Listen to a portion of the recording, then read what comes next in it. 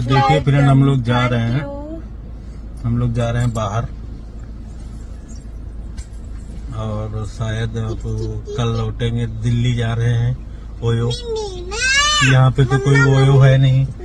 इतना कमरा है तो कोमल की आखिरी ख्वाहिश है कि हमें ओयो घूमना है।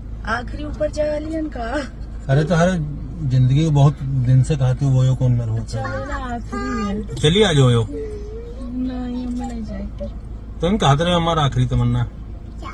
तो आज मरे जाते तो आखिरी तमन्ना बहनी हमारी पड़ी है। मम्मी कहते रहे ओयो जाए के ले जाए। आवाज नहीं आ रही भाभी जी। अच्छा जी अब आ रही है आवाज तो हमारी। चलिए ओयो चलिए।